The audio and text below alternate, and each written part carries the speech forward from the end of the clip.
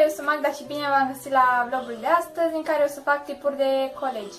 Dar până atunci aș vrea să fac două promovări.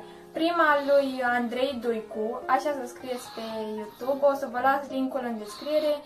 Mi-a făcut și el promovare mie, muncește destul de mult la videoclipurile sale și pune pasiune ca și mine în YouTube și este vlogger.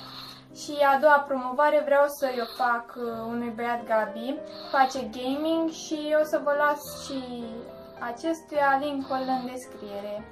Și vă rog să vă abonați la ei și să facă și mai mulți abonați. Mulțumesc! Vreau și eu o gură? Sigur!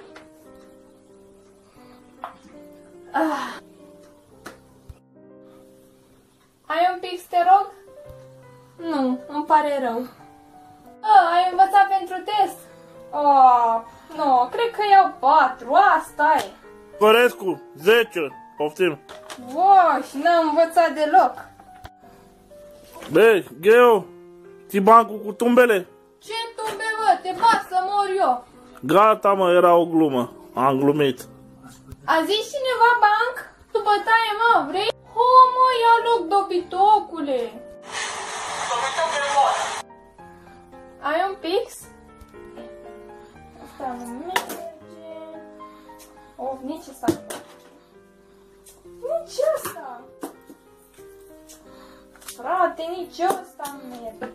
Cer la altcineva, dar trebuia să-mi zici că n-ai. Tu l-ai, Doamne! Asta a fost videoclipul de astăzi, sper că v-a plăcut. Dacă e așa, dați un like, un share pe Facebook și un subscribe. Spuneți-le și prietenilor și fiți cu ochiul pe canalul meu, fiindcă va urma surpriza promisă de data trecută. Dar va dura ceva până o să o fac, fiindcă, na, așa e vloggingul. Pe data